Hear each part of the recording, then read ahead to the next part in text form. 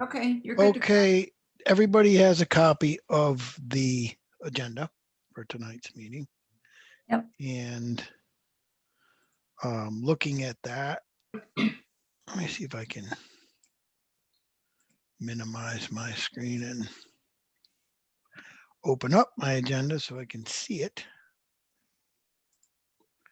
Okay, so as you can see from the agenda, I'd like to just talk the solar energy overlay district, whatever we want to call it. And you have to excuse me for being very general about it. We don't have any new members to introduce. Everybody here was here last time.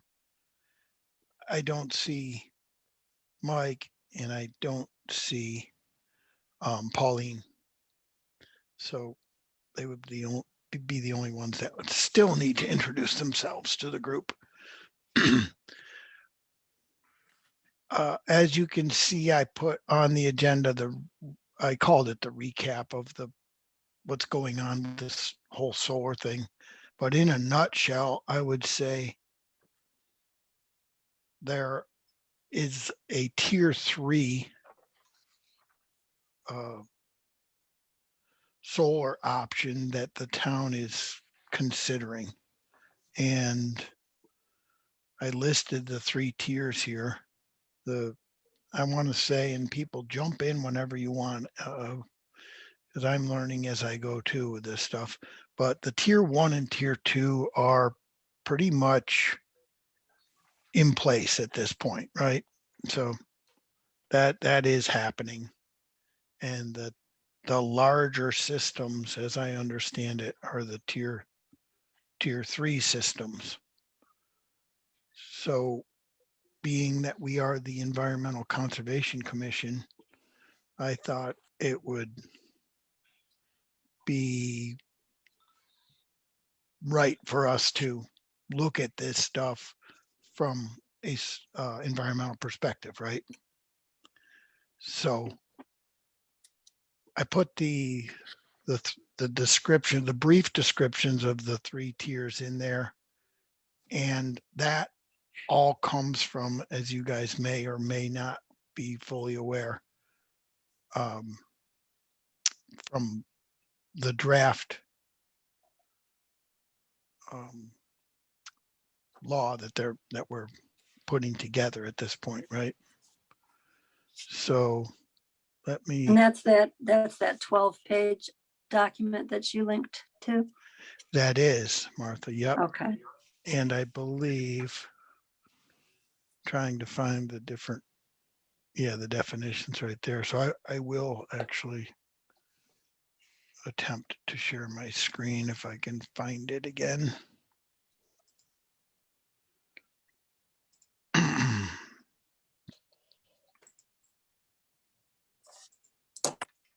Okay, and let me know if you're seeing it.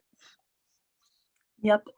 Mm-hmm. Okay, so as we stated on page 3 here, this is the Solar Energy Systems Overlay District, the draft local law. And I just grabbed that information from here. And the tier 3 definition is in here, but I wanted to share, if I can find it. There you go. This is also up on the website, everybody. So these are some of the solar energy systems that we see around currently, right?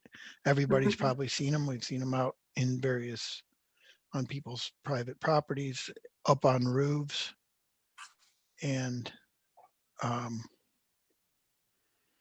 that type of stuff. Now, the tier 3, and anybody jump in if I'm mistaken, but my understanding is it's these big guys, right?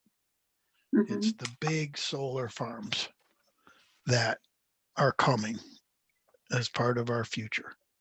Mm-hmm. And what I'm saying is us as the Environmental Conservation Commission, we should be looking at this from an environmental standpoint for the town of Pompey. Looking out for the best interests of the residents and the town from various perspectives, right? We always talk about the view shed. We've got all kinds of other considerations.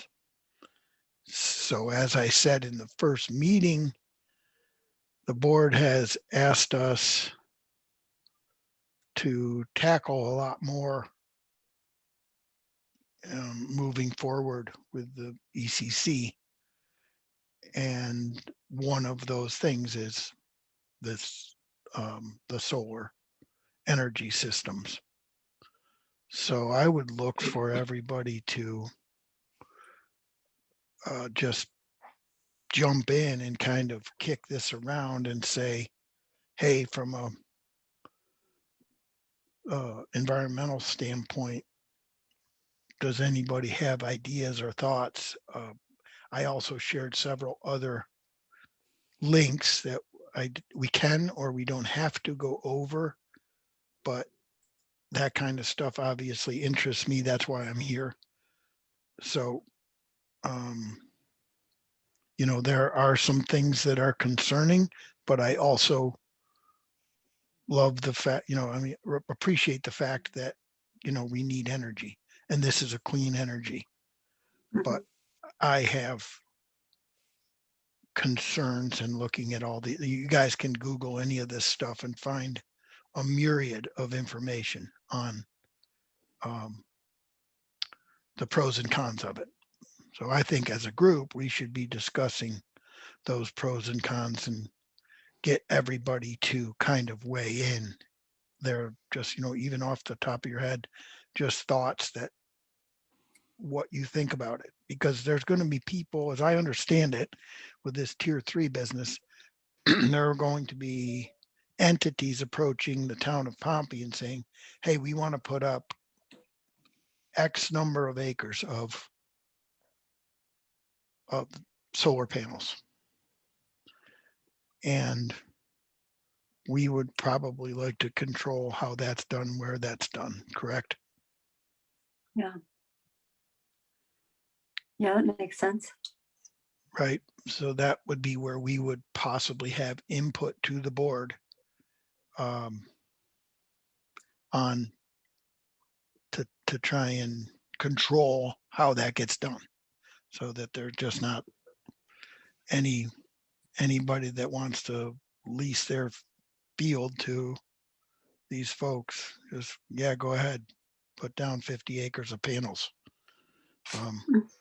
You know. So, hey, Frank, so I Yeah. have like 2 questions. Like my first one is, is Renee asking us to look at the overlay district draft to comment on that? And then the second question is, you know, like you say, we could kind of discuss our concerns or thoughts or whatever about solar in general.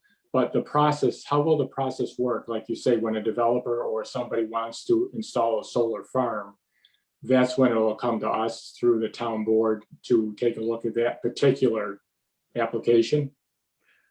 So that's a great question, Phil. I want to say, maybe we'll ask Renee if she wants to jump in here, but it's kind of been my understanding that we're in the process of developing this local law.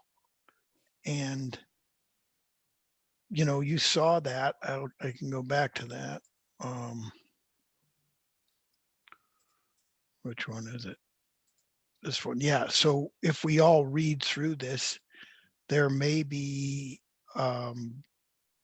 parts of this that relate more to the environment. And you can say, hey, you know, if you're going to put this up and it's going to be right along Route 20, do you have to, is it going to be okay with us to just let those be visible from the road, or do we want some screening, or do we, I don't know. I'm just rambling ideas out there, but are there environmental things that we are like, hey, we don't want you to just be able to destroy all this habitat, put it in undesirable places, or, those are all the things that I see on the internet about this stuff. That Right. the thing that pops to my mind is, and I don't know what we refer to it as, but the old pumping station. 'Cause I was a local that grew up here on the corner of Ridge Road, where they have that landfill cap, Right. or let's say at the Pompey landfill, areas like that may not be suited for this, but if they were, that's where I'd like to see these big arrays. I wouldn't Mhm. want to see them out in Craig's beautiful fields, you know? Right. Um, honestly, I joke and you're here, Craig, but it's part of all of us of Pompey driving by your farm and seeing that beautiful hillside with all the stuff there. It's, Mhm. it would be the very sad day when that's not that way. So, Hey, Frank, yeah, I guess my understanding is this is just a draft and this is like about the fourth or fifth draft that they've put into place. They've changed it a few different ways and done a few different things. And this is what will be used moving forward for somebody that comes in and wants to put in a solar farm. After that, I'm sure we'll be asked on a specific plan or site. I mean, I've gone through this thing, I don't know how many times. I still have trouble understanding it. correct. Me too. But I guess if we get into the concerns that I've had or have been expressed to me, when you talk about the view shed, is the setback is probably one of the biggest things. And then one of the questions I had was about batteries and how they're disposed. I mean, I've talked to Renee a couple of times and my understanding of the way this reads is the setback right now is 100 feet. And then from my understanding, sorry. Sorry, we got a dog too. My understanding is that if it's a 10-acre plot, they can only use 50% of that. So they can only use 5 acres. Mhm. And I mean, and then in terms of the view shed, a lot of things have to be done. And in terms of using natural, trees and different things like that to hide it. So when you read it, I guess getting into that kind of stuff, a lot of it is in there. But I mean, from my standpoint, I think or the concerns, like I say, that have been expressed to me is the setback. Maybe we can go to 200 feet versus 100.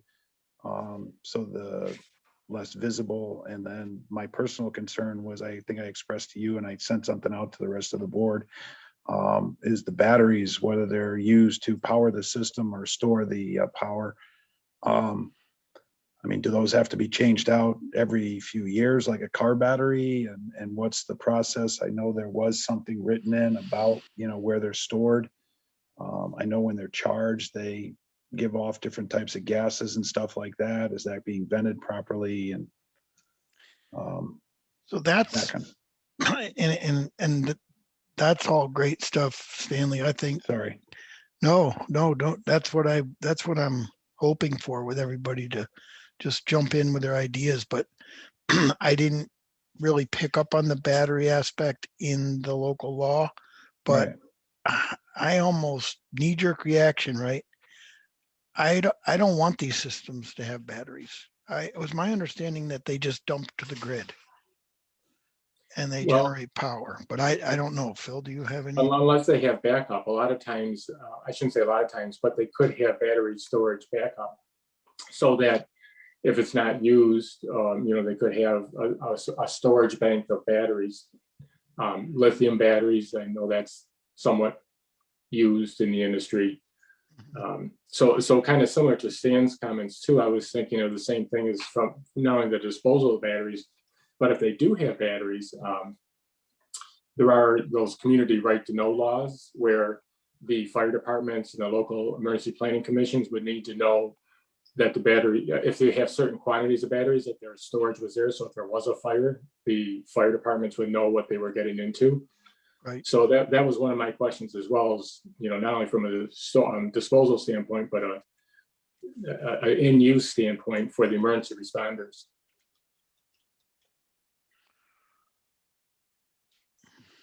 Yes. See, another good point, but then these are going to need to be housed as well, correct? Right? So Right. you're going to have to put up a structure to house the batteries. And I don't know, is it mandatory that they have a battery for the large systems? That's where I'm just uneducated. I don't know. Hey, Frank, go to page 5 on that. Yep. J, if storage and batteries are included. That almost makes it worse. They must be placed in a secure container or enclosure meeting the requirements of the Uniform Fire Prevention. Yeah, so then I wonder if that goes as far as to mean that then they need to be sprinklered. Those rooms need to be sprinklered. Usually that's more of an occupancy thing. Well, I think it would be, the capacity or the number of batteries that are there. But to Phil's point, I mean, for the fire department, I mean, anything that we have at the golf course, we have to have a sheet that if the fire department shows up, here's what's in my chemical building, here's what's in my maintenance building. We even have it for the kitchen so that, I mean, like when the cart barn, or not the cart, the maintenance facility went down a few years ago. I mean, I had a sheet and told them what was where and don't do anything you don't need to do. Right. Yep. Makes sense. Everybody's just see that chat message from Chris Carrick in the chat. And Renee is also available. Okay. Look in the chat. Let me Chris Carrick just said that these systems do not require batteries.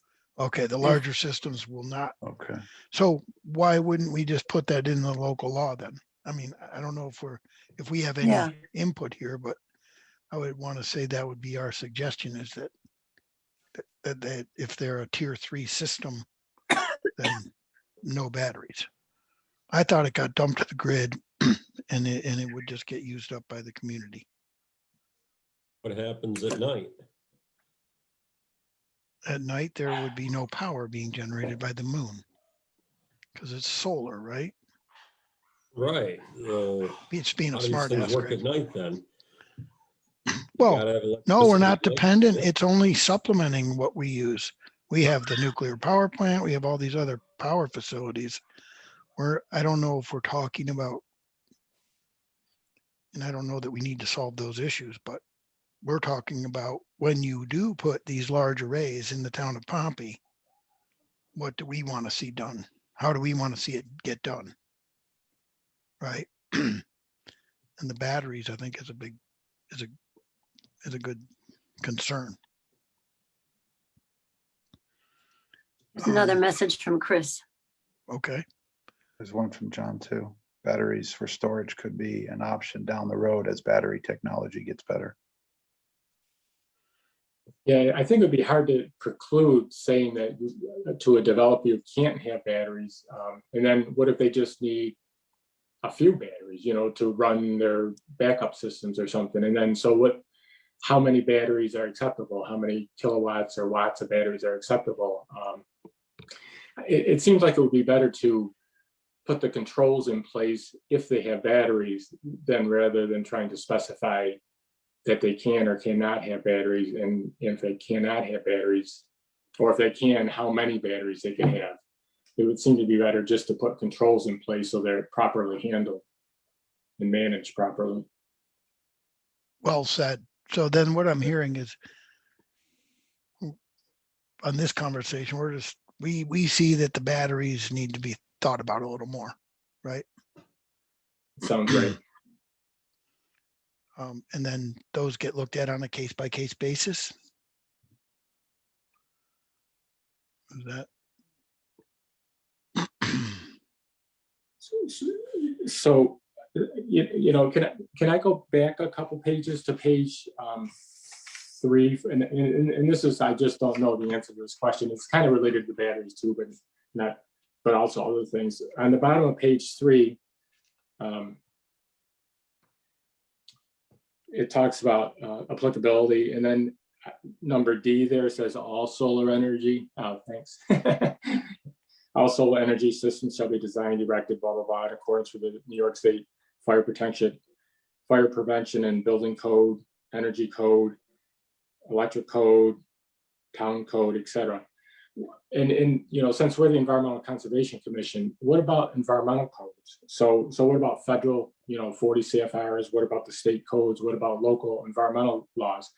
Now, this might be just my ignorance, but is this law tie back to other town laws that have environmental codes in them? Or do we need to say something here about adhering to environmental laws? For example, for community right to know, so we have the battery issues, hazardous waste disposal, so we talk about battery disposal, wetland permitting, things like that. Or is that in some other law? I just don't know.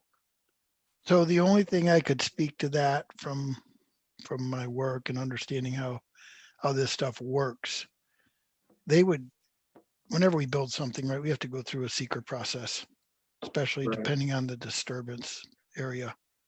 And that process all by itself dictates that you meet certain requirements, right? And, Right. and the majority of those, Phil, as you probably know, are environmental. And they do address wetlands, and they do address unique areas and, plants and so forth and so on. So that's part of something already in the town laws that they would have to go through seeker. Correct. Just, Okay. and maybe someone can chime in with a chat, but that would be my understanding. Whenever we build something commercial, we have to go through that process. There you go. The Environmental Quality Review Act. All those permits are required. So that's where everybody gets to chime in and say, hey, you're not meeting this, and this. So, Okay, good. and yeah, they're identifying a lot of that stuff.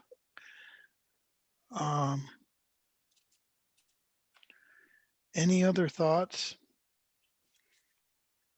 Yeah, I was Frank. curious if, to circle back to the battery issue, Okay. because I don't understand what the benefits, what the pros and cons are for a battery versus, just being wired into the grid. I don't know if Chris, if you feel like it, letting me know what is there a benefit to having a battery system versus having one that's just wired to the grid? The chat seemed to be indicating that the future is batteries, even though only 1 in 5 of these big systems have batteries now.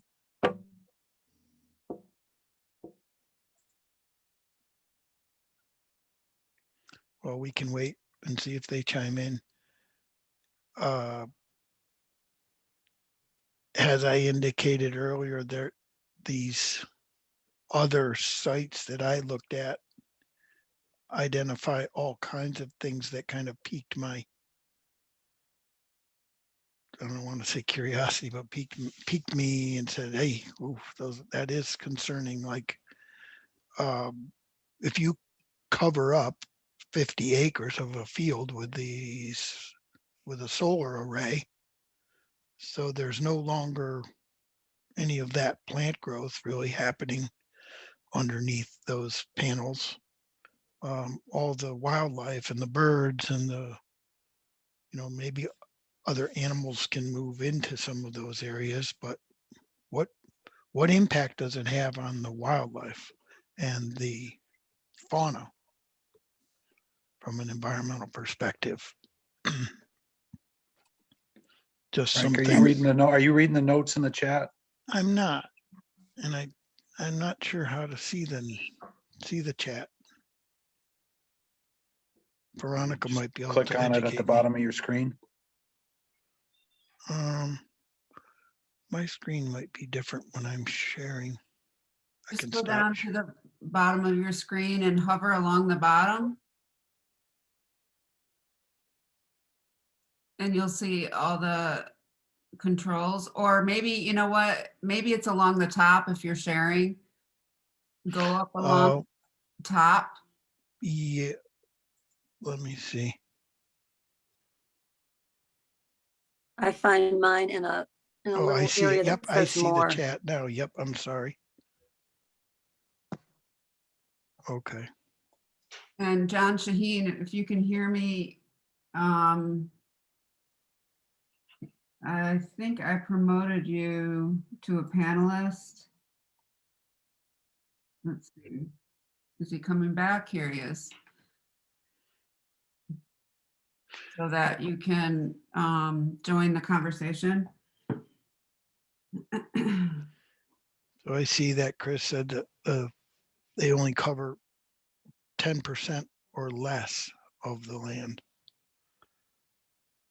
Which, so I guess this is where we're headed, right? We need to get educated on this to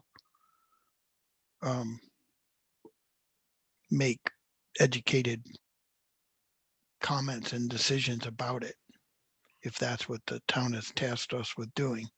So as the Environmental Conservation Commission, I want to look to you guys to say, hey, how do we attack this? How do we give them valid feedback? Mhm. And so I'm looking to everyone to, we brought up batteries, we brought up setbacks. What are concerns, and then do we need to educate ourselves on this stuff? Frank, I think, I mean, like you said, we've brought up a couple of concerns, and now it's a matter of whether we need to go a little bit further and say, okay, these are our concerns and this is what we feel should be done. I don't know if that is in our jurisdiction or whether we're just, these are our concerns and now we have to bring it back to the town. And because this is the law that we're still talking about, a law that hasn't, I guess, officially been approved. Right, and that's exactly my take, Stan, is even the stuff that the Environmental Conservation Commission has done in the past, we discuss these issues, right, as the ECC, and then we bring our findings to the board, the various boards, and they comment back on our concerns and say, oh yeah, that's valid. We need to change something in the local law that we're putting out, or no, that's considered here already, and no further discussion needs to happen. But, and I assume they're looking at this from every angle, but we are kind of looking at it from an environmental perspective, right? So, Agreed.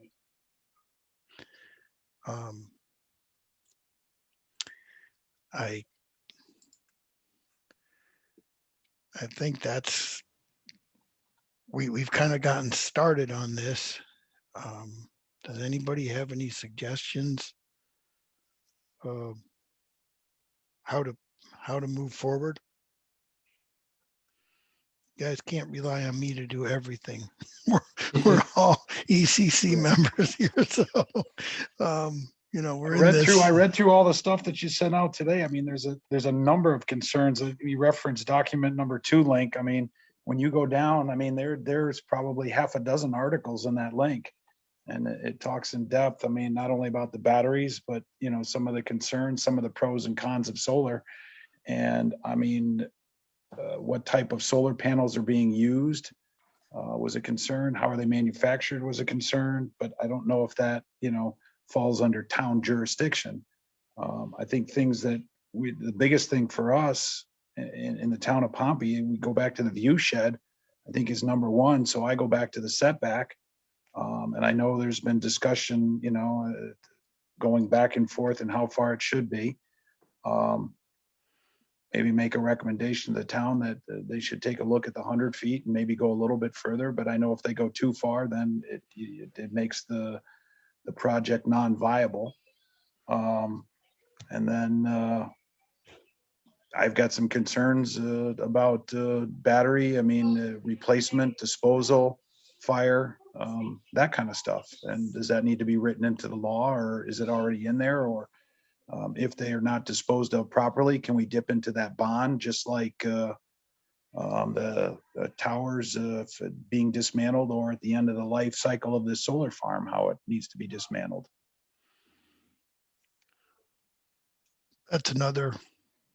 That brings to mind another good point. So do these have a lifespan? Do they have to replace these panels at some point? I'm guessing that they do, right? So I don't know the answer to that. Yeah, it's in one of the articles that you sent, Frank, it said they had a pretty long lifespan, like 25, 30 years. Okay, But they could also be damaged during a hailstorm or some other, natural event as well. So I'm sure there's probably periodic maintenance that needs to be done, and some of them, just are faulty or whatever that need to be changed out. So that would only make sense. I guess even it seems like a long time, 25 years, but the folks in Pompey 25 years from now, if they, I guess they're going to want to replace them, right?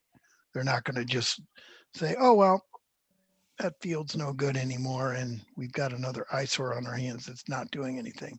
I don't think that would be the case, but how would they clean that up and get rid of it all if that were the case?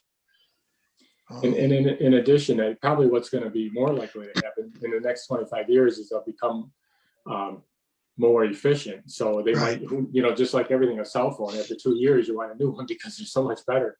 Smaller The solar footprint and everything else, right? Exactly. You might get a solar panel that generates twice the amount of electricity in the same size or something. So you might want to replace them in 10 years anyhow.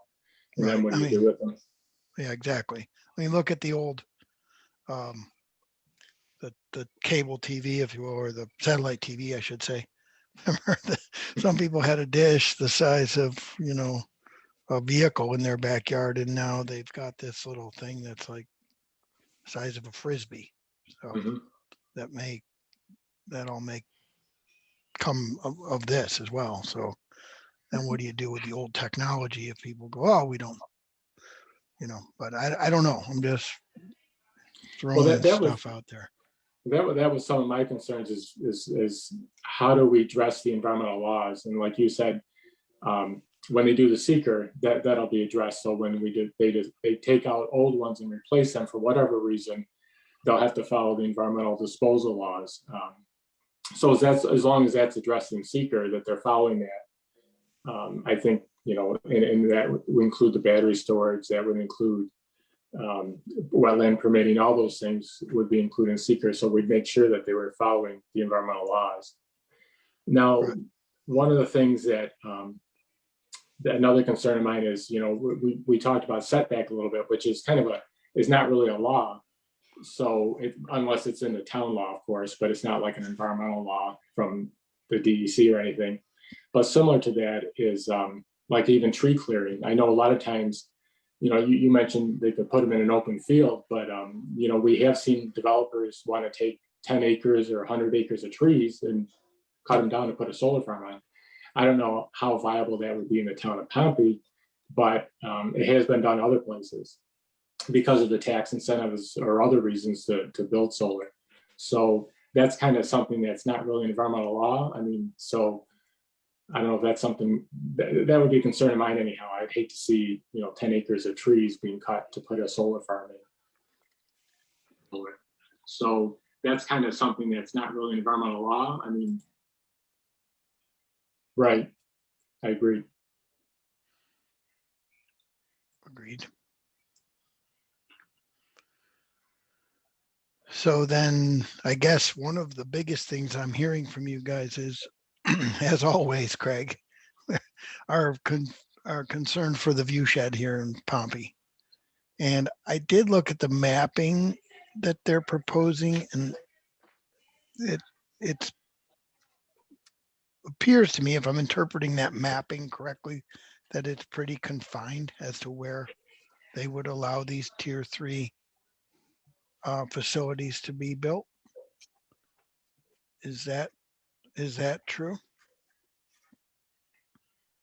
Sorry, sorry, Frank, I got a little distracted with your question because Renee was pointing out that on page 9, there is an item on tree cutting, Yeah, I saw removal that. of, okay, Yeah, I see Tree that. cutting, Yeah. removal of existing trees, other existing vegetation should be minimized or offset with planting elsewhere on the property.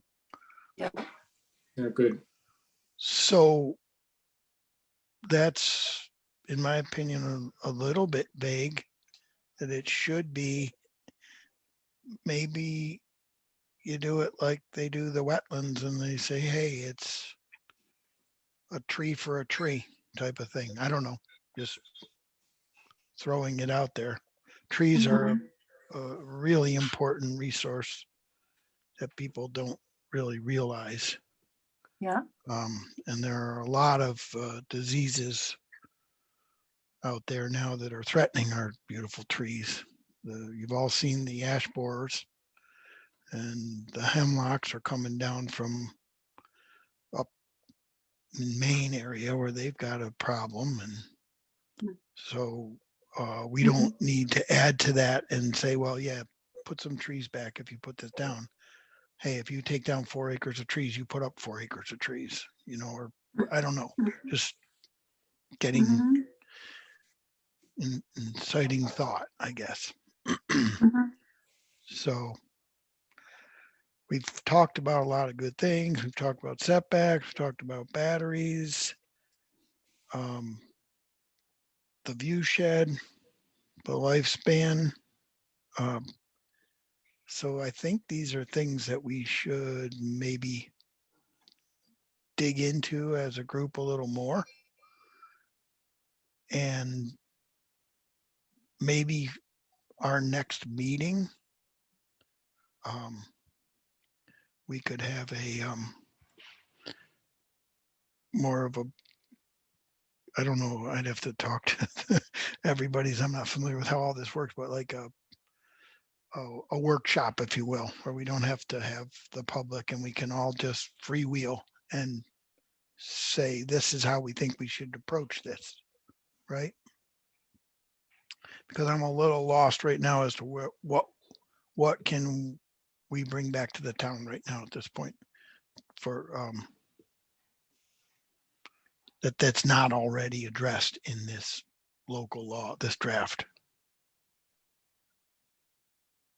Are there things that we would like to bring to this? Frank, the stuff you just mentioned, I mean, I think that's what we're bringing back to the town.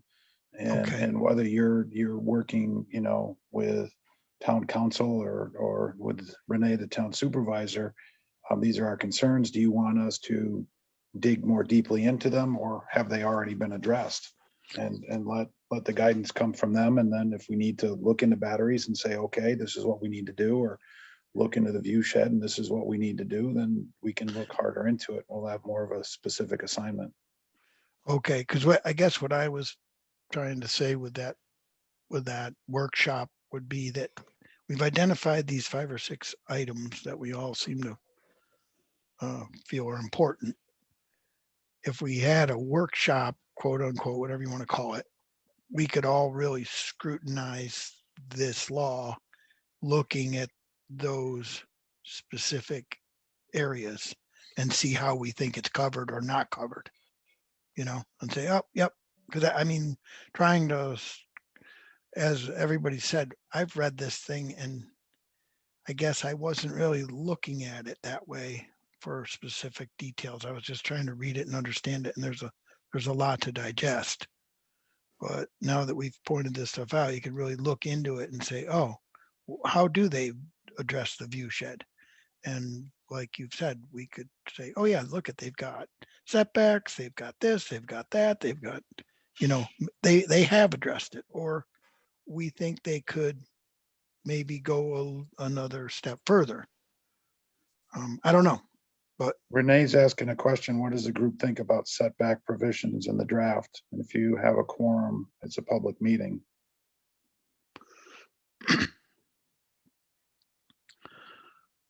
Um,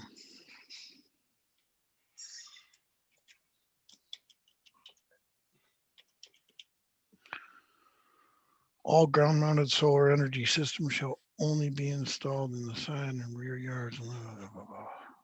What about tier 3 is what I want to find.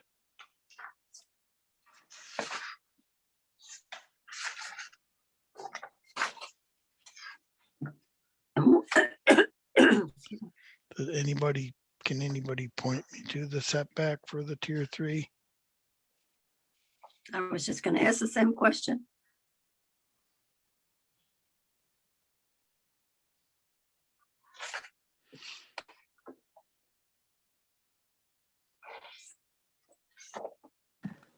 Hey, it's Renee. It's on page 10.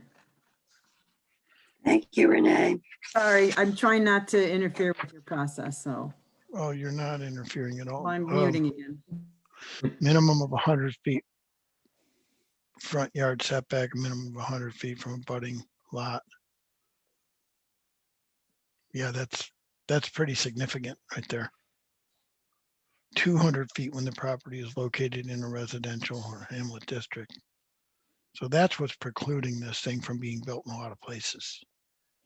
That's why that map is the way it is, I'm guessing, for the tier 3s.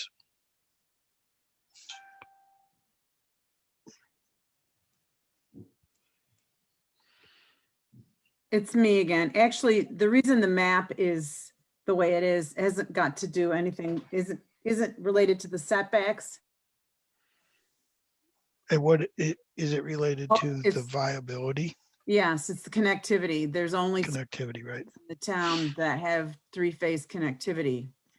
Can you hear me? Because my internet isn't good at home. No, we can hear you. Okay, so Okay, it's and- related to that. It's the ability to connect to the grid that limits. There's only certain places in the town, and the National Grid website has a great section. You have to get a username and password, but there's nothing to it. And then you can Sure. check on a regular basis what it looks like on any given day, based on what National Grid posts there. Right. Yep. I did that last time. I was listening in on one of your meetings. So I forgot about that. And that, I think, Renee, there were 4 substations. Do good, if I remember right. And it doesn't matter, but there's Yes, 4 there of are. them. Yeah. And so, In the town, there's one up in the northwest corner, just outside of the town, I think in the Jamesville, DeWitt area. Then there's one in Manly. And then there's one south of Delphi Falls. I forget where exactly there. but you don't have to be right near the substation, right? You just have to have 3-phase power going by that you could tap into. I would guess. But at any rate, that's what's And, driving. The line has to be heavy enough. The line has to be heavy enough. It's not just 3-phase. It's got to take in the voltage and the amperage put out by the thing. Right, whether it's 345 or whatever the lines are. The smaller lines you can't just tap in anywhere. Good point, Hey, Craig. And can I just say one thing about the type of land that can be used for these? Because I do think that the committee that put this together really spent a lot of time on all of the concerns that could be raised. I mean, you almost can't mention something, you won't find it, you won't find a provision in this for it. But prime agricultural land, which is a big concern for being used up Mhm. for a solar project, it's limited. You can only use 50% of prime agricultural land. So let's say you have a 100-acre lot, half of which might be prime agricultural, and that might be the good stuff. You know, the rest might be forested or whatever. You can only use half of that. So it would limit you would limit use of that particular lot to essentially 25% of the lot, but because you can only use half of prime agricultural land, any lot that has Mhm. emphasize that, because I think that sometimes gets missed when we discuss the concerns about nobody wants to take it away. Nobody wants to use up good farmland.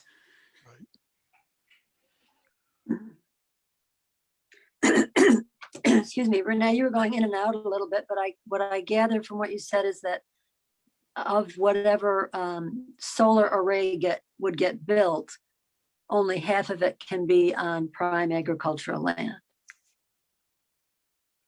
No, of the prime agricultural land, if I understood it correctly, Martha, in Renee's example, if you take a 100-acre field, you can only put the solar array on 50 acres of that field if it's prime agricultural land. Is that Well, yeah, I mean, if right? the whole field was prime agricultural land, then you could only use 50%. But I think, and I wish, is John still on? Because this is his, I want to make sure I say it right, because I think that's the limit on the land that can be used anyway. It's 50%. But if you had a piece of property that's being considered for a project and it wasn't all prime agricultural land, Mhm. if you wanted to use that property, you could only use up to half of the prime agricultural land, which would limit you as to the amount of that you could build on. Right, so that's exactly it. It says on page 11, any tier 3 solar energy system shall not exceed 50% of the area of prime farmland, unique farmland, or farmland of statewide importance on the parcel as defined by the federal, state law and regulation. So, Right, so if the whole parcel is ag, mhm, that really limits you. I mean, if the whole parcel it's the same as any other parcel, you can only use 50%. But if it's prime agricultural, that's part of it, it limits you even further. So, and in doing the work on this, I'm being told, although I can't say for certain because I haven't looked, that our law in this regard is very restrictive compared to other town laws that are trying to protect agricultural land, for what that's worth. Oh, and Chris Carrick put something up about it. So I'd rather have his math than my math, and I'm going to mute out again. Right. yeah, so that Chris makes sense Carrick- what he's saying. I Yeah. agree with it. Yep.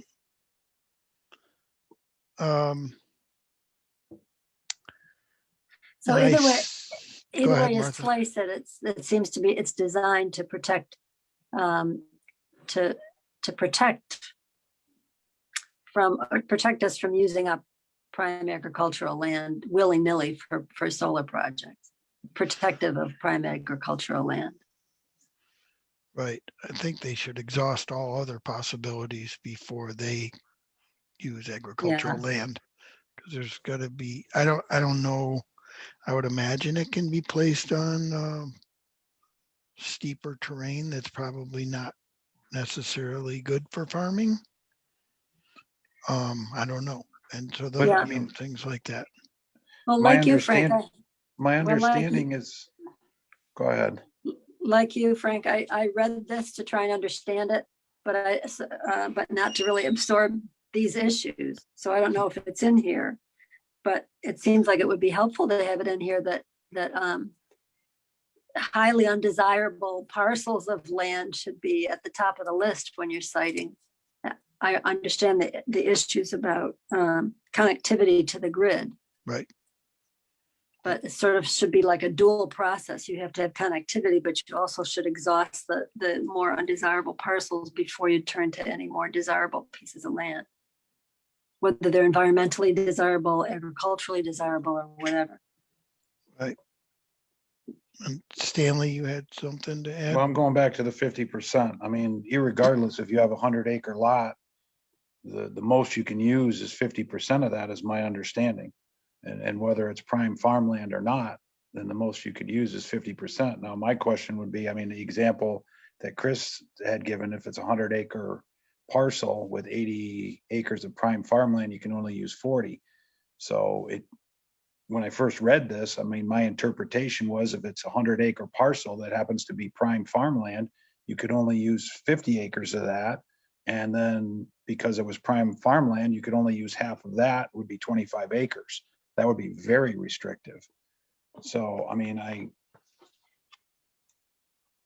It's a little confusing, that those statements, the one on page 10 and the one on page 11, right. maybe that could be clarified a little bit, because I agree. I read it the same way too, that if you had 100 acres, regardless, you only could build on 50 acres. But you're right, if you had 50 acres of that 100 as prime farmland, then you only could build on 25 of that acres. And, you know, if the other 50 acres wasn't buildable, then you'd only have 25 acres you could build on. So I think Right. it just needs maybe a little clarification. I think the intent's there. It's just maybe needs to be clarified a little bit. It Yeah, cleared so it the up max, for me. I mean, the max that, I mean, it would, I guess you can take away would be 50%. And whether it's Of the prime agricultural from that parcel. Yeah, That's the way Chris, he cleared it up for me there with the 100-acre example, 80 of which is prime farmland. You can only use 40. So, okay, that makes sense. John, can you try to talk now and see if your audio works? Yeah, can you hear me? Yeah. Yeah, I mean, I agree with, you know, what Chris weighed in as far as the example goes. On the clarification, I mean, we can take a look at that, but I've looked at this so much, I think it's pretty clear on what we're trying to do as far as protecting agricultural land. I would encourage the board to take that into consideration too when you start talking about increasing setbacks, because it is right now very restrictive, just from the standpoint of, you know, if you look at a map of how much prime agricultural land there is in the town of Pompey, if you go to the comprehensive plan, and we have a map in there, and it's truly probably well over half the town is considered prime agricultural farmland. So for a given parcel of land, you're already pretty restricted by only allowing 50% of that prime farmland to be utilized for a solar farm. And then in addition to that, 100-foot setbacks all the way around. You know, you're getting to a point where you're going to need an extremely large parcel of land to make this viable. That's very And helpful. we think it's conservative. Certainly, if you want to entertain something else as far as an increase in setback, you know, that can be looked at. But I just wanted to flag that to you all, that that's there, and also to keep in mind the screening requirements when you think about setbacks. Vegetative screening, a screening plan that's got to be prepared by a landscape architect to do as good a job as possible, screening it from the road as well as adjacent neighbors. So we've tried to hit all the things. You know, I think the bottom line is everything that you stated that's important to you, just being a resident of the town for 40 years, those are the things that are, and, you know, the other board members being longstanding residents of the town, those were the same issues that were of concern to us. And that's what we tried to do in crafting this law. That's helpful. Thanks, John. I guess the one thing I see repetitively is the statement to the extent practicable. And then that makes me think, who's going, I mean, these are all really good things. I agree. You guys have put a lot of effort into this and tried to think of everything. So who's going to police all this when everything's said and done? Because I don't know what was in with the towers and stuff, but now we're in a place where we want to look at the towers and see what have they actually done? What's on those towers? You know, we have these things that say that the solar energy people will take care of this and do that and this and that. Who's coming along and saying that, yeah, they're doing this? Or how, you know, we've got it Can I in the weigh in law. on that, Frank? Yeah, and I'm not trying to stir No, up the but- hornet's nest, Renee. Well, you sort of just did, because the problem has been that nobody enforces the laws in this town. And that's on code.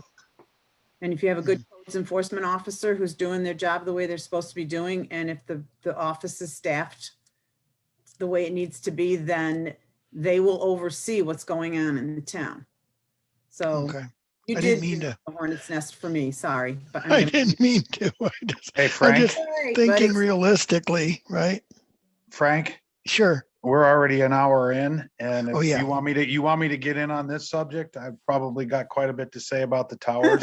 So I echo Renee's sentiment that there was a lot of things that were done and promised, and in the last 20 years, it really hasn't been. So yeah, I mean, it's a very valid question, and I think the code enforcement officer needs to be given a lot more jurisdiction and or power to oversee a lot of this, or whether, you know, another committee has to be set up. But yeah, Mhm.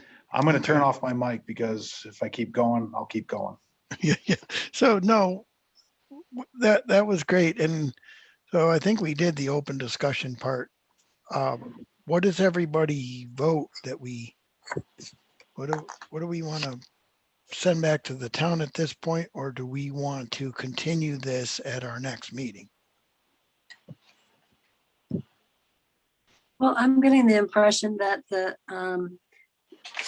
draft law has been very thoughtfully and carefully constructed. That's actually quite protective and restrictive, which makes me feel good about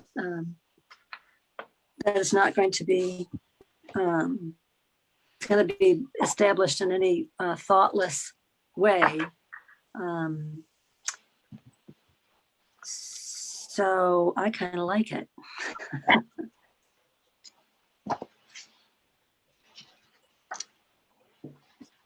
I don't know if it helps you, Frank. I kind of think the way the overlay district is written, it's covering a lot of areas. I gotta believe part of it, and I can't find it, it'll still go through the planning board and the zoning board before anything like this gets built, am I right? In which case, I got a lot of faith the way it is. That's correct, Craig. There would be a hearing before the town board, approves the overlay district, and then assuming that approval happens, there'll be another hearing before the planning board, another public hearing, and the full site plan approval process, where the public will have the opportunity to weigh in and ask the developer to make changes, what have you. So yeah, lots of opportunity for public comment when one of these comes before the town. And the other thing I look at, a lot of this is going to be a case by case basis, as you've brought out with the prime farmlands and the setbacks. Not, I mean, it's a great blueprint to get started, but each application will still have to get reviewed. So I vote leave it the way it is.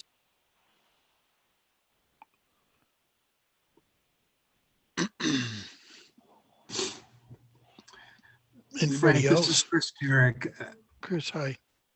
Hi, hi. I don't want to overstep my bounds here, but just Not in at reference to the in reference to the battery issue, which I do think is something that, you know, the town should be attending to.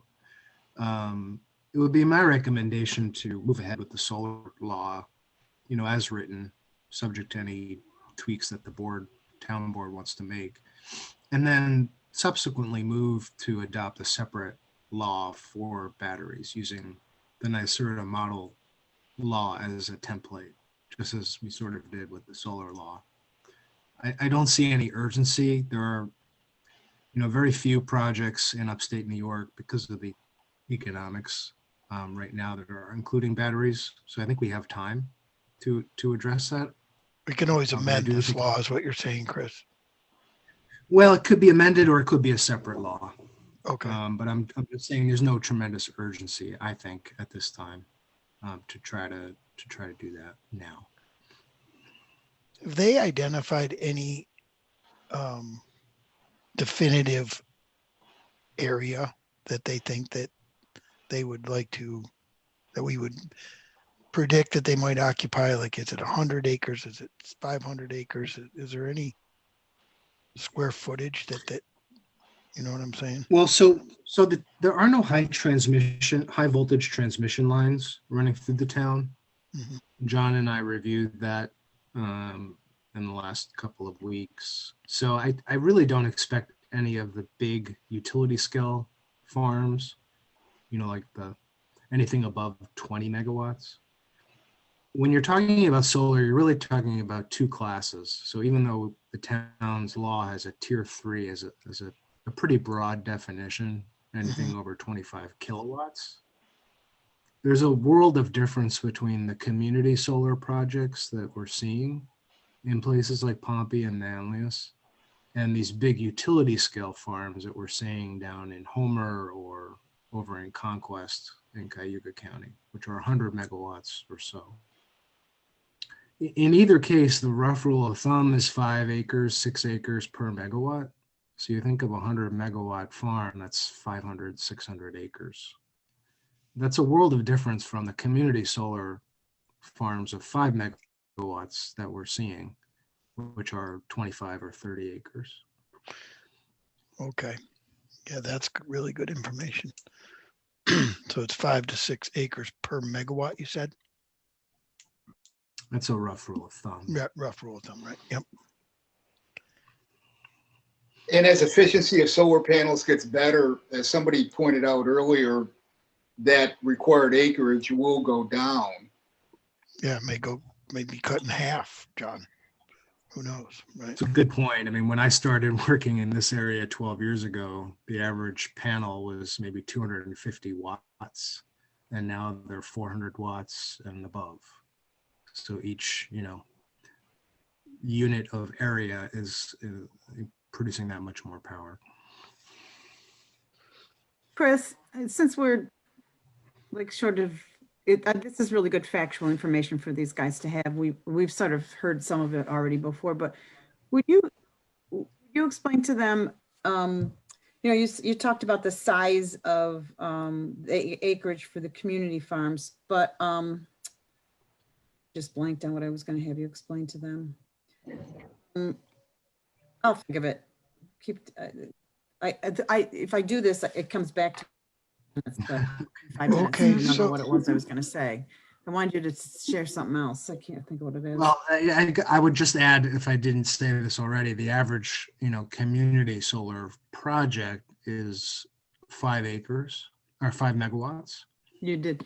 Sometimes you'll see 2 5-megawatt projects sort of piggybacked. In other words, if a landowner has a very large parcel, the developer may ask to subdivide that.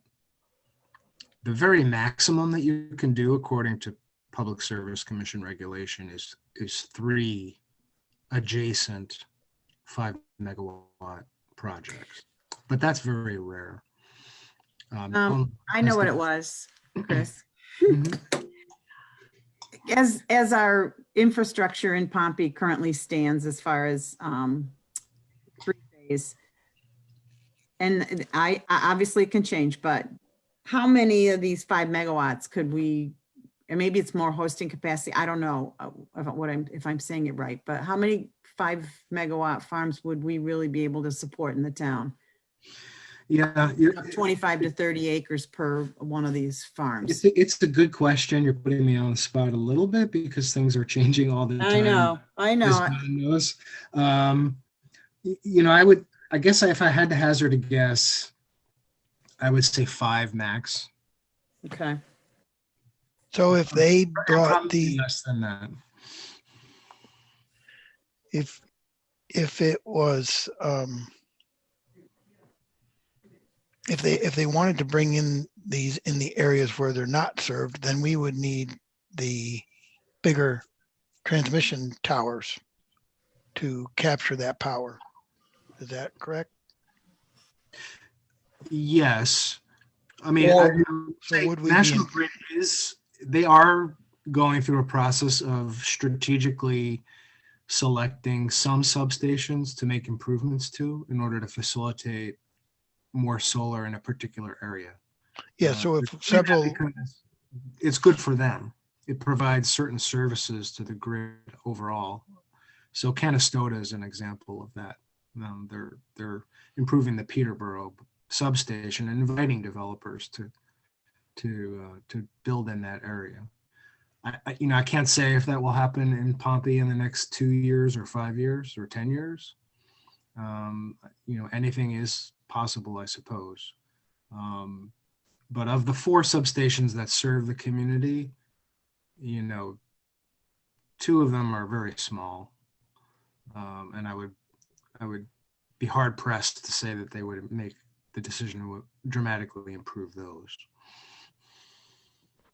Chris, can I ask you and John a question? Because this issue of piggybacking has come up before. I'm not a fan.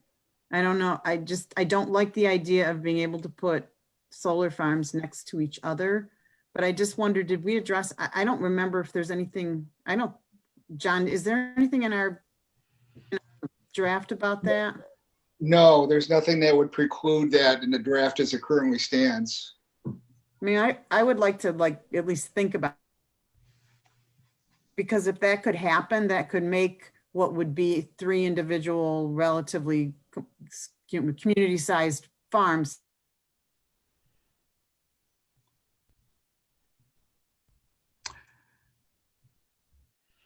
No, Renee, I think you cut out for me, but I Yeah. take the point. I mean, I guess I would say that in that instance, the developer would still be subject to all of the other underlying requirements, right? So the 50% lot coverage ratio, the 50% coverage of prime agricultural land, the setbacks, the screening requirements, and so forth. So it's certainly something we could think about. I'd have to noodle that out a little bit. I haven't seen any zoning laws that particularly call that out to prohibit that. And I'm not sure it would be necessary, but we can think about that.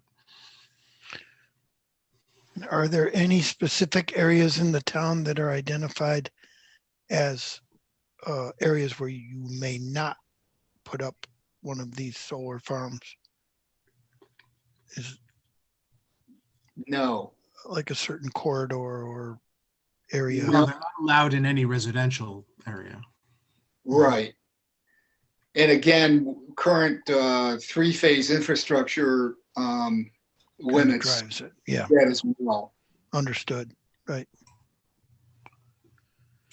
For example, Frank, I did look several years ago at whether we could put something like this in at the landfill, being that we've got about 20 acres there and it's not being used for anything else, and Right. the town owns it, but it's about 3 miles from the nearest 3-phase infrastructure, and you'd be talking millions of dollars to run 3-phase power capability. To capture it, right? Right, right.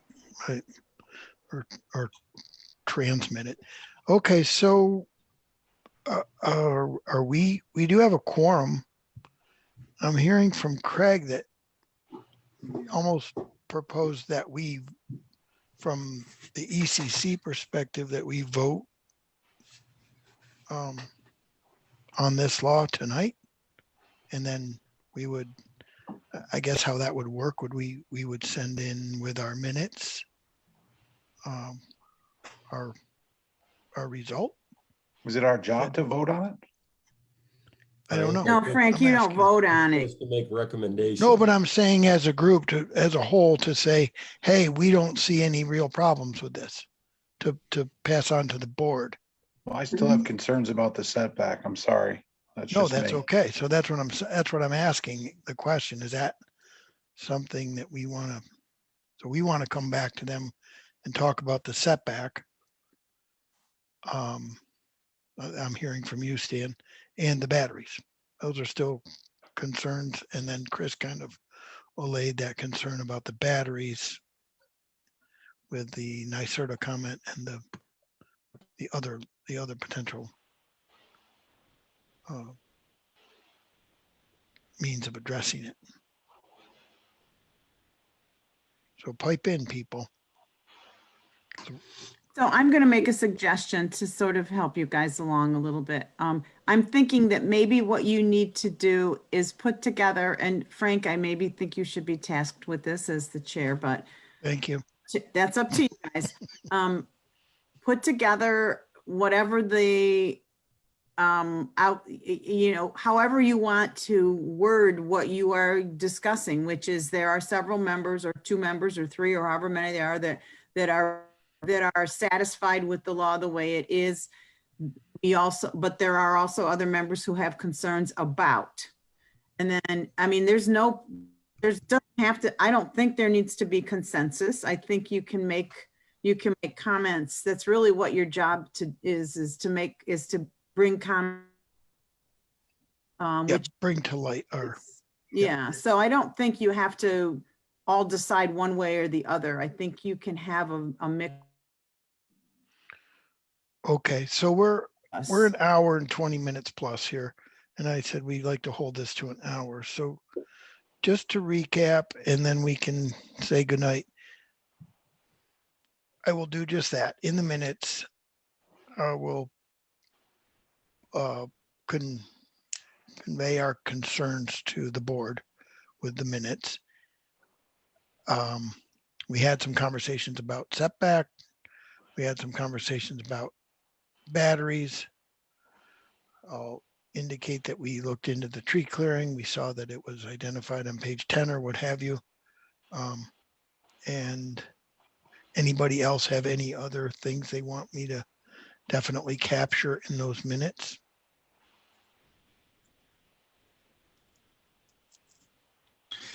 You know, Frank, this is Chris again. I just want to point out that on the bottom of page 10 on the draft law, there is a requirement for the developer to conduct a visual assessment of the property. So this relates directly to the setback discussion, because I think the setback is one of the primary tools, along with height restrictions, that deal with visual impact.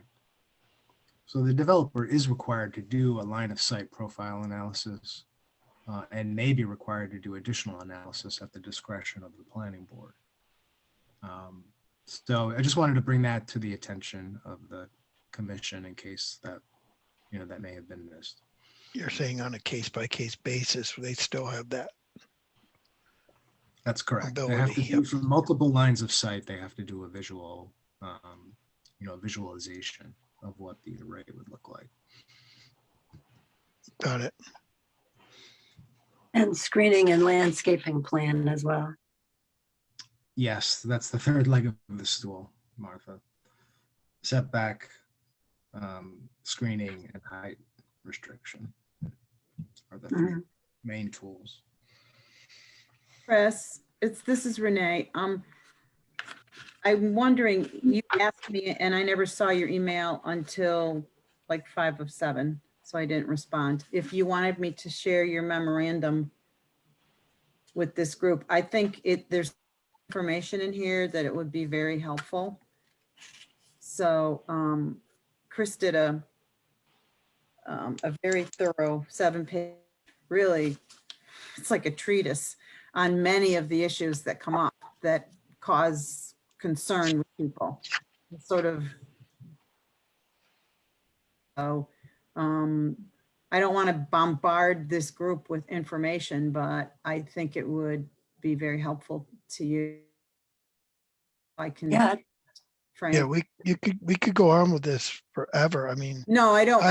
no, Yes. I enjoy it. It's just like Chris pointed out, page 10, and I see that an 8-foot high fence is Yeah, required. And immediately from my perspective, I say, okay, what kind of fence is that? Is that a chain link fence with barbed wire on the top of it that looks really ugly? Or is that something that's covered in the town code that, it's gonna have to be It's already- screened. Right. gonna yeah, have to be right. But I covered with mean, there's so, foliage. okay, yeah. So it's And gonna gotta have, be 2 feet higher than the solar. I mean, there's a lot in, you have to read that thing over and over and over I again. know, that's what I'm saying, Renee. We I- could go on I and know. on because you start looking at this stuff and then I you know, go, and hey, I I've don't been want to looking- say anything bad about it because I need to go look somewhere else to make sure that I'm not speaking out of turn, like you just pointed out. Well, you have to have arborvitae's in front of the fence that cover the fence. And those are the kinds of things that you guys Yep. have already thought through, and it's wonderful. But you know what I'm saying, and everybody's expressed the same thing. Martha said it. You read through this, and then when you really start, getting into it, it's like, oh man, this is like a project, semester-long project. Yeah, tell John about that. And Yeah. Chris. Really, I'm No. dreaming about it at night. Yeah, I Well, can for appreciate what you lucky guys people have been like through. me, for lucky people like me, it's a career. So, God bless you, man. the memo Renee referenced, I'm more than happy to have that shared with you, and I suggested that she do so. It's about 7 pages, but what I tried to do was sort of summarize the research as it currently stands as best as I could, and to boil it down as best as I could. So there may be more than you feel that you need, but I will offer to make myself available if the committee does have questions about anything that's in there. Feel free to reach out. Okay. And the same, of course, holds for me. If anybody's got questions, feel free to reach out to me as well. and John, I take it that you had a hand in developing this draft law. I'm the chairman of the committee. The chairman of the committee that developed this draft law. That's correct. Yep. Okay, great. You did a lot of work, and I want to thank you for doing all that work. Oh, thanks, Martha. And I would like to see that memo that Chris is talking about, that Chris made too. I'd like to read that stuff. Absolutely. And I'll tell you, it's every topic you guys brought up tonight. Maybe, I didn't look there, but everything else is addressed in here. Yeah, it's a great memo. I'd like to second what Martha said. I mean, John, I know you've done a lot of people have done a tremendous amount of work drafting this law. And Chris, I appreciate all your input, and I'd be very interested in the memo that you have and look forward to reading it. So thank you. My Okay, pleasure. so let's get ready to adjourn here. Topics for next meeting before we adjourn. We settled on the idea, did we, that our commission is saying that we're recommending this, what did we dig, Stein? We're recommending, What we decided, Martha, was that we would present our minutes to the board as we do after every meeting. And those minutes will talk about these areas of concern that we've all expressed, as far as setback, as far as the battery issue with disposal and the bonding, and that stuff. I'll try to capture it. And like I've done before, I'll send the minutes along for everybody But will the to, minutes, will the minutes also reflect that in general, we're recommending that this is a good draft law, as Craig says, a good blueprint to start with? That we see no, as Renee stated, though, we don't really have to put a vote forward to the board. We're just going to state facts. And the facts are going to be that, hey, we had looked at the setback, and I can regurgitate what the setback requirements are. And I can also point out that we do have the line of sight requirements, and we get there is a second look at this. I think everybody agrees that that's what we're hearing. The law is there. You come forward to the town with your plan, and the town gets to look at it again from these tier 3 folks, right? So, or from any of the companies coming forward. Frank, and certainly on setbacks, I mean, if you guys have some insight into that, some suggestions, throw them down, you know? Yeah. Now, Stanley, you expressed some concerns with the setbacks. Specifically, what are you seeing? I saw like 100 and 200 feet, a minimum of 200 feet when the property is located in a residential or hamlet district. And other ones were 100 feet from every boundary. So what were you seeing specifically? I go in Some- yards, like I can hit a sandwich over 70 yards, so. Yeah, I'm seeing you hit a I mean, 700. I look at 100 feet as 33 yards, and I just don't think you can do a lot in 33 yards. Maybe I'm wrong. It just, I've been tasked with view shed and making sure that these farms are kind of invisible. And if Chris's recommendation or the recommendation of the board is such that they're not visible and they're not going to affect property values, or, we're not going to hear them humming or any of that stuff, then great, I'm all for it. But I just have concerns. That's where I'm coming from. Okay. And these are concerns that, I mean, I have and have been expressed to me. So that's all. Yep. And I'm not picking on you. I'm trying to get a good understanding of what everybody's thoughts are. I don't know. So- I mean, I'm here to, I would hope, participate and speak up. And Absolutely. I don't mean to monopolize or take any time, but that's all. Okay. So, yeah, So so to Stan- answer your question, Martha, that's what I plan to do, is capture this in the minutes Mhm. and Frank, pass it I on. gotta leave you. I got an appointment in Cass at 8:30. Is that all right if I go? Absolutely. We're set. Thanks, Be Craig. safe, Craig.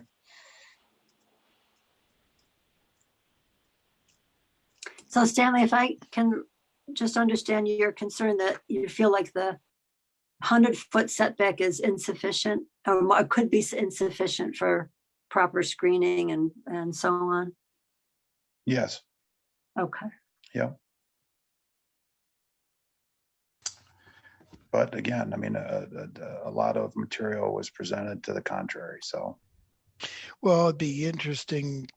The engineering nerd in me says, okay, if I take 30 acres and I put a buffer around that 30 acres of 100 feet on 3 sides, if I'm understanding it correctly, just diminish that property significantly, so I'd have to really think about this, Yeah, exactly. I mean, I know a lot of thought and process has gone into this. So, I mean, I again, this wasn't taken lightly, and maybe next meeting we can talk more about it. I wish this much time was taken on the towers. I mean, in answer to Chris's question earlier, I mean, did the towers post a bond for decommission? Not to my knowledge. I mean, we've got a tower right now that is inactive, that's sitting there, and is not being decommissioned. So nobody wants to take responsibility well, for it. right? I'm glad that the town and our committee and a lot of people have taken an interest and are very active in this. And that a lot of thought has gone into it to, I mean, from my standpoint, I've got this town at heart. I mean, that's why I'm doing things. I said I moved here 30 plus years ago and this is home for me. This is by far the longest I've ever lived in one spot. And everything that I do in this town and for this town, I take to heart. So that's all. And I don't want to Awesome. prolong this, but I will just say, maybe this could be the final thing. It's a work in progress. John's committee did, and I don't know if let me know, because I just don't trust my internet. Yeah, It was you're in good and till out. you said that. As soon as you said that, you cut out. Renee. Exactly. Can you hear me? Yes. Yeah, right now. Okay, I'll try, I'm gonna talk really, really fast. My point is that this is a fluid document still. We have another public hearing coming up. This will be the third. That's unprecedented almost to have 3 public hearings on something, but we wanted everybody to have the opportunity, especially with COVID and virtual meetings, to weigh in. So if people have, we're willing to look at any proposals like the setback. So when John asked, Stan, do you have any, he was serious. I think because if you look at the other solar laws around the area, they're all over the place. Some are much less setback, some are much more. So, where it works, where it should be in Pompey is completely, I don't think John would be offended if we ended up having to. I didn't hear the rest of that, Renee, but no, I wouldn't be. So I'm, I would like to see what the abutting communities are doing. And maybe try to stay in line with that. If, Frank, it really is all over the place. I think Lafayette is 50 feet. And John just brought to my attention Cazenovia is 250 feet from the front yard, which I think personally is a little overly restrictive, but there is a lot of variation. But yeah, so On the other good to be hand, aware of that in making our decision for a recommendation, if we made a recommendation, right? Now that you just pointed those out, there's a 50-footer, and I just don't know where to get all this information. well, you just, if you want to look at it, just Google E-code Town of Cazenovia solar, or E-code Town of Lafayette solar, and their code will likewise. But they're, I would like to point out too that as Chris said, Cazenovia is 250 front setback, but their side and abutting setbacks are much, much less than ours. So they emphasize the front, what you can see from the road, but they've got their setbacks, as I recall, are a half to a third on the sides, and on the rear setback is ours. So it is a real mixed bag out there, and it just depends on what the priority is, So, okay, well, the last question I asked of the committee was topic for next meeting. Anybody have a suggestion? You know what mine is? Cell towers. Well, towers, just towers. Yeah. It doesn't have Yeah, to be not tower cell, overlay yeah. districts. Okay. But I mean, I know with the farm days coming up, it might be something to take a look at, because it is more time restrictive, I guess. I mean, that's going to be happening. There's not much we can do about the towers at this point, I guess. The farm days will be this summer sometime, so. Oh, you're referring to the Special event permit. Special event permit. Thank you. Yep. Okay. So what does everybody else think? The the two of us that are left, Veronica, or I mean, Margaret or Martha and Phil.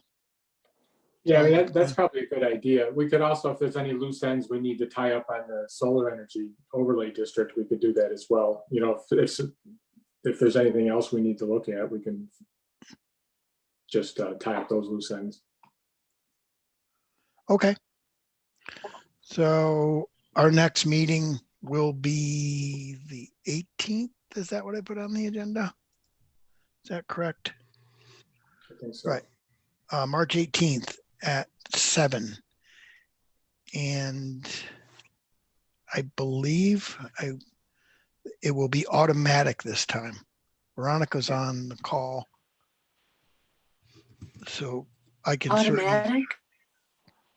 What does Veronica? automatic mean? yeah, so our next meeting will be we asked to have our meetings the third Thursday of every month.